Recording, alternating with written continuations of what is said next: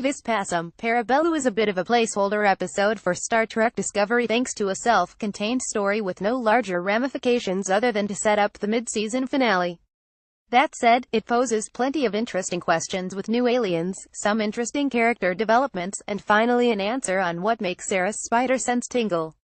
For an in-depth verdict on Episode 8, check out our review, but if you're looking for a deeper dive into the episode's plot points, keep on reading. Spoilers to follow. Point 1. What does the episode title Vis Pacem, Parabellum mean? It's a famous Latin phrase that means if you want peace, prepare for war, which seems to tie into this episode's themes: the planet's implicit harmony, along with Sarah's discovery of peace for the first time, and how it nearly derails the war effort. It could also sum up the entire season to date, with Discovery's role as some sort of warrior science ship. Point 2.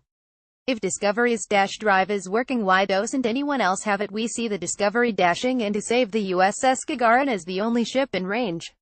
But, seeing as Stamets' DNA merge with the tardigrade seems to have created a for now stable spore drive navigation solution, why aren't other ships getting the tech? Okay, the Federation did previously refer to his merging as unlicensed eugenics, but it doesn't seem to have stopped the Discovery using him.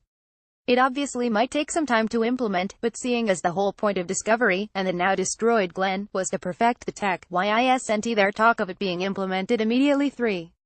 How badly is the Federation losing the war if 3 ships are wiped out in one go? The Gagarin is clearly outmatched by the cloaked Klingon ships, and we find out USS Hoover and the USS Murik have also been destroyed. The cloaking tech being dished out by Cole for fealty is clearly swinging the war in favor of the Klingons, hence the current mission on Pavo for a solution. But is the Discovery really the only ship capable of putting up a fight? 4. How exactly does a singing planet help the Federation find Klingon ships? The idea that every organism on Pavo vibrates at a unique frequency. Okay. The idea that this can be used to create a form of sonar that no other sound can achieve is a reach. There's no real explanation as to why that form of sound is any more special. Also, if the Federation's plan is to modify the electromagnetic frequency, why can't they just measure what they can already hear and use it that way? It shouldn't to really change in any appreciable way at the source. And, while we're at it, sound is a movement of air, or any transmitting medium.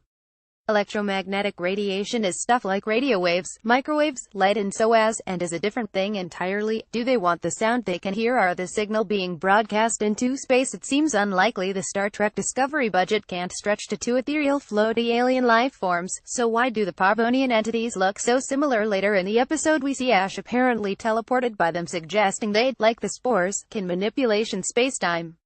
The HUD and crystal transmitter also suggest they can manipulate matter. Saru also talks about how the race is aware of the universe, but somehow unable to communicate with it, suggesting they have knowledge beyond their planet. 6. If Sarah's threat detection is basically just really astute senses, how does he manage? Day-to-day for ages, Sarah's threat detection has manifested as borderline psychic abilities. In this episode we discover his race can detect predators up to 10 kilometers away, and that his visual, auditory, and tactical senses are supersensitive. So much so that the background noise of the forest is torture. In which case, how does he get by on the Discovery if trees in the wind are too much? Surely the canteen or bridge would be deafening. 7. Who built the hut and why? The inhabitants of Pavo appear to be clouds of light. How did they build a hut? Did they grow it? And why the presence of a structure suggests they understand that a more corporeal being likes rooms, but as they don't communicate with Saru until they're in the building, how did they know? Have other races visited the planet before? 8. What on earth did the Pavonians do to Saru? Saru makes it clear in this episode that his entire life is one long panic attack, but it seems unlikely that just being chilled out for an afternoon would be enough to make him mutiny. He's been quite firm on Burnham's previous actions being just about the worst thing a Starfleet officer can do. Was the peace he felt on Pavo really enough to make him forget everything, or were the Pavonians doing something else inside his head? 9. Is Stamets seeing the infinite multiverse, and can he control it? The mirror dimension tease from episode 5, Choose Your Pain, suggests that Stamets' connection to the spore drive taps into alternate universes. Now, he admits that one minute I know where I am, who you are, what I'm doing, and then all of a sudden, what I know changes. It gets jumbled. What's interesting is that when he comes out of the spore drive he called Tilly Captain. Is it a coincidence that he appears to see a possible universe reality where she's a captain, the thing she wants more than anything, or can he tune into it, see certain things? 10. What the hell is El up to? Obviously she's all about getting back at Cole, but she's all over the place this episode.